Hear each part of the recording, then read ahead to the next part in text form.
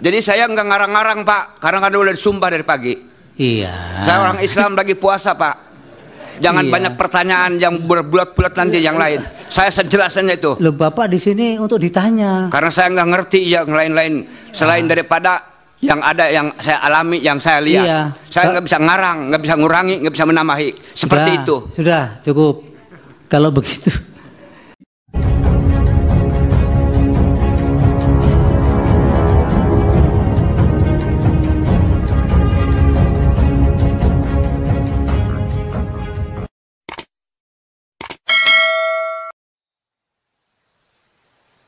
Jangan lupa subscribe. Jangan lupa subscribe. Assalamualaikum warahmatullahi wabarakatuh. Sahabat BN, apabila kita perhatikan persidangan sengketa Pilpres, dugaan kecurangan Pilpres 2024 di Mahkamah Konstitusi sekarang ini benar-benar ini menggelikan dan juga tentu memprihatinkan dan sangat-sangat memalukan. Ketika kita mendengar atau menyaksikan keterangan dari para ahli, kita melihat tentu terpaku, sedih. Kenapa? Karena fakta dan data serta analisa yang disampaikan oleh para ahli, baik ahli dari 01 maupun ahli dari 03. Dari Mehmet, apa yang dijelaskan? Terima kasih Yang Mulia. Yang saya sampaikan di kampung saya, Kampung Cikaso, RT 03, RW 02, yaitu ada aparat yang dipimpin camat yel-yelan memakai baju Prabowo Gibran di malam hari. Waktunya jam 9, tempatnya di Ketua RW. Yang memimpin, yang mengatakan 1, 2, 3-nya Pak Camat, yang baris kepala desa dan perangkat desa, ketua sekretariat PPS. Camat mana Pak? Camat Kecamatan Munjul, Kabupaten Pandeglang. Namanya siapa itu? Haji Rudianto SH, Pak Camat. Yang baris kepala desa dan perangkat desa, ketua sekretariat PPS. Camat mana Pak? Camat Kecamatan Munjul, Kabupaten Pandeglang. Namanya siapa itu? Haji Rudianto SH.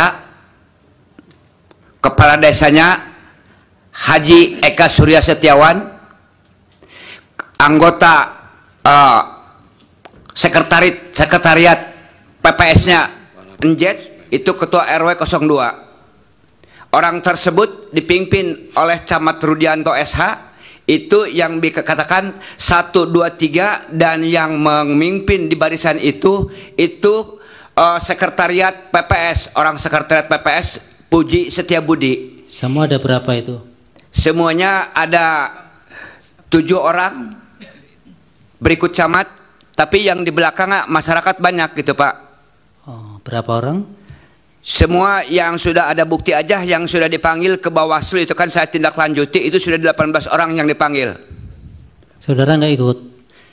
Saya juga dipanggil, ikut hari pertama saya, hari kedua Pak Kepala Desa dan lain-lainnya itu hari kedua. Semuanya yang sudah dipanggil di Bawaslu itu 18 orang. Tapi sampai dengan hari ini saya tidak mendengar dan tidak tahu tindakannya itu seperti apa. Waktu kegiatan itu saudara ikut tidak? Waktu kegiatan di kampung saya melihat, karena itu di kampung saya, dekat saya. Tidak ikut ya tapi ya? Tapi tidak ikut saya, karena orang-orang itu semua sudah tahu bahwa saya orang kader PDI Perjuangan. Oh. Begitu Pak. Dan waktu itu, waktu kejadiannya itu kan malam hari, Hari Selasa malam Rabu, tanggal 6 malam tanggal 7. Pas tanggal 7-nya saya langsung laporkan ke Panwas. Panwas. Ini sebentar. Ini kegiatannya seperti apa sih Pak? Forumnya kegiatannya itu, mohon maaf ya saya praktekkan ya, sebentar ya, saya berdiri ya. Kan orang itu berbaris semua, berbaris. di lapangan ini? Di depan rumah, di ketua RT, Pak Camatnya di depan, yang di sininya kepala desa, yang di sininya tokoh masyarakat yang ke satunya.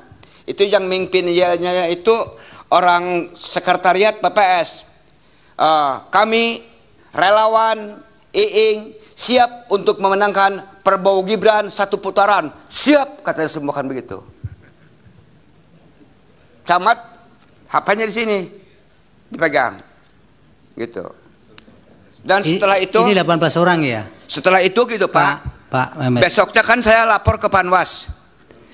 Saya lapor ke Panwas tanggal 7 jam 9 pagi. Melaporkan. Laporkan, ditangani. Bapak ada buktinya, bukti saya laporannya saya udah berikan ke tim hukum saya. Bukan, Pak Mehmet nggak dokumentasikan lewat Iya. HP, lewat. Iya, waktu saya lapor, saya foto itunya, dokumenkan gitu. Setiap Apa? itu saya ada. Foto Termasuk itunya itu apa? videonya ada, sudah saya serahkan ke tim hukum saya, gitu. Wah, tim hukumnya sudah jadi bagian dari alat bukti, Pak Udah Pak. Mulia? Jadi saya nggak ngarang-ngarang Pak, karena kan udah disumpah dari pagi. Iya. Saya orang Islam lagi puasa Pak. Jangan Iya. banyak pertanyaan yang berbulat-bulat nanti yang lain. Saya sejelasnya itu. Loh, Bapak di sini untuk ditanya. Karena saya nggak ngerti yang lain-lain selain daripada yang ada yang saya alami, yang saya lihat. Iya. Saya nggak bisa ngarang, nggak bisa ngurangi, nggak bisa menambahi. Seperti Sudah, itu. Sudah cukup. Kalau begitu. Hakim sampai ketawa. Mari kita dengarkan penjelasan saksi yang lain lagi. Pak Suprapto. Terima kasih Yang Mulia. Saya mau menerangkan pada tanggal 20 Januari 2024 sekitar pukul 15 saya beristirahat siang di rumah saya. Ada orang datang mengucapkan Assalamualaikum. Di mana ini Pak? Ya, Di mana? di rumah Pak, Iya di mana? di Medan Pak. Oh di Medan. Yang mengucapkan Assalamualaikum yang disambut oleh istri saya, Waalaikumsalam. Ternyata siapa itu yang datang? Berdialog ternyata Kepling lingkungan 1 Pak, yang bernama Supriyadi. Kepala lingkungan. Menyatakan ini ada beras bansos, tapi nanti untuk 02, jangan lupa nanti untuk 02. Bapak terima itu? Ya. Istri saya dengan dialog tersebut, saya mendengar dialog tersebut, saya naik kemarahan saya. Bapak tidak setuju, kemudian nggak diterima. Karena saya mantan pengurus PAC PDI Perjuangan Kecamatan Medan Petisa. Ya, nggak sesuai dengan hati Bapak. Langsung saya keluar dari kamar, menemui Kepling lingkungan 1, mengatakan, mengadiknya, kamu jangan paksa-paksa. Langsung Kepling keluar meninggalkan rumah saya. Akhirnya diterima tidak? Ya? Akhirnya diterima oleh Bapak? Ini udah ditinggal Pak. Oh, Dia ditinggal. keluar aja langsung meninggalkan rumah. Baik. Ini dijadikan barang bukti. Ya. Ini barang bukti Pak. Oke. Itu beras ya Pak Prapto? Ya Pak. Beras dalamnya. Beras dari Bulog. tapi ada logo stiker Prabowo Gibran. Langsung kejadian begitu saya langsung menghubungi Ya. Pak Alam Sahamdani, Wakil Ketua DPD PDI Perjuangan Sumatera Utara. Apa yang Bapak laporkan? Saya diambil keterangan dan mengambil karung berlogo Bulog dengan ada tempel stiker Gibran.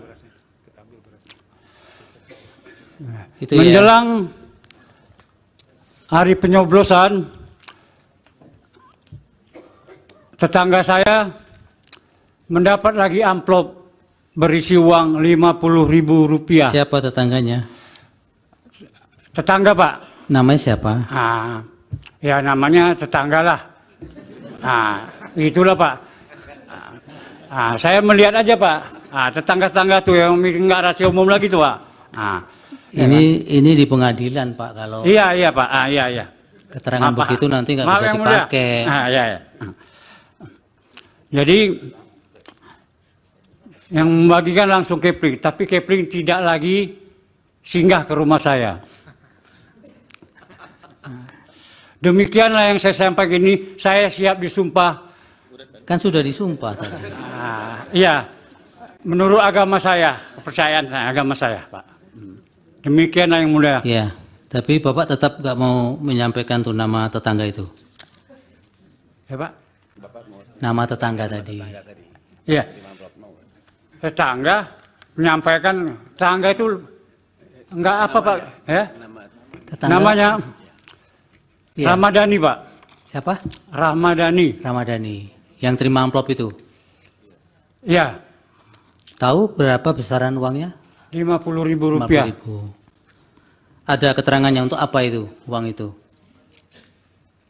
Ya, begini Kata sama, tetangga, Pak. Pak Ramadhani itu. Mereka pun dapat juga begini, Pak. Iya. Pak, coba begini. Bukan yang amplop 50.000 itu ada penjelasan dari Ramadhani tidak? Ini Ya, 02 juga lah, Pak. itu kan kesimpulan Bapak. Iya. Ada tidak penjelasan dari Ramadhaninya? Tidak ada, hanya itu Tidak aja. ada. Oh. Nah, sahabat BN, kan sudah kita saksikan. Siapa kita yang tidak akan tertawa melihat keluguan, kepolosan para saksi ini. Dan ini mungkin dapat membuktikan bahwa saksi ini tidak direkayasa, tidak diskenariokan. Dan di balik itu, jika ini benar adanya, kita melihat ini benar-benar kerjanya pemilu di era Orde Baru. Inilah kerjanya pemilu di era Orde Baru yang sekarang coba hendak diterapkan kembali. Dan ternyata memang masih mempan seperti di era Orde Baru dulu untuk memenangkan paslon tertentu. Yang jadi pertanyaan sekarang ini, apakah ini akan dibenarkan untuk kemenangan paslon tertentu ini? Apakah bagaimana?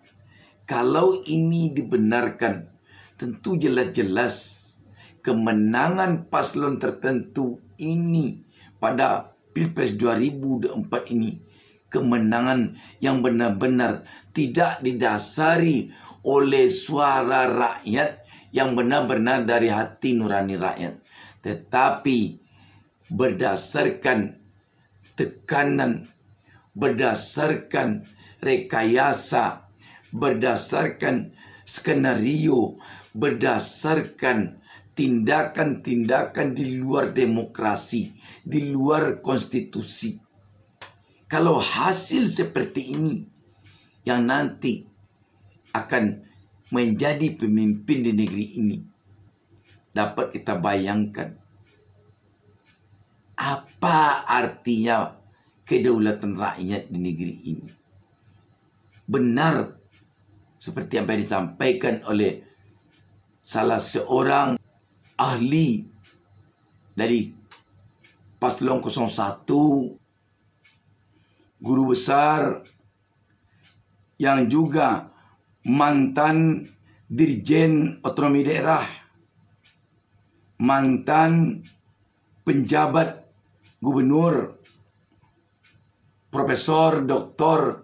Johermansyah Johan, yang telah menyampaikan bahwa Paslon 02 memang layak dianulir. Karena Paslon 02 membiarkan Pilpres 2024 tak berjalan dengan bebas, jujur, dan adil, bahkan menikmati keberpihakan Presiden yang telah mencederai konstitusi dan merusak demokrasi, maka kemenangan Paslon 02 dengan cara fraud ini layak dianulir oleh Mahkamah Konstitusi. Oh, kalau dikatakan itu kan di desa itu, di desa ini kan belum tentu begitu. Apakah akan dihadirkan saksi seperti ini untuk seluruh desa di Indonesia ini? Jangankan di seluruh desa, di seluruh kabupaten, provinsi dan kecamatan saja, kalau saksi seperti ini hadirkan, 3 bulan ini mungkin belum selesai sidang. Makanya dari saksi-saksi yang telah dihadirkan oleh pihak pemohon ini, tentu telah dapat diyakini bahwa perilaku seperti ini benar-benar perilaku secara keseluruhan untuk Indonesia pada Pilpres 2024 ini. Kalaulah ini dikatakan sampel, jika dibawakan kepada survei, sampel seperti ini sudah lebih dari cukup. Coba kita lihat tadi bagaimana dia bicara polos lugu, sehingga kita banyak tertawa, dan kita melihat peserta sidang pun tertawa melihat jawaban-jawaban atau keterangan-keterangan saksi ini. Mereka juga tampak takut. Sahabat BN, agaknya ini akan membuka mata Indonesia. Kok sampai begini cara untuk memenangkan Pilpres ini? Dan tentu saja ini memalukan bagi Indonesia di mata dunia. Sebab ini jelas akan ditonton juga oleh masyarakat dunia. Karena ini telah terpublikasi di internet, sahabat BN. Apalagi alasan yang harus dikemukakan untuk mengatakan bahwa tidak ada kecurangan pada Pilpres 2024 ini. Bahwa tidak ada kecurangan yang TSM, yang terstruktur, sistematis, dan masif pada Pilpres 2024 ini. Tidak ada alasan untuk mengatakan bahwa Pilpres 2024 ini tidak curang. Bahwa kecurangan pada Pilpres 2024 ini tidak terstruktur, sistematis, dan masif. Demikian sahabat BN. Wassalamualaikum warahmatullahi wabarakatuh.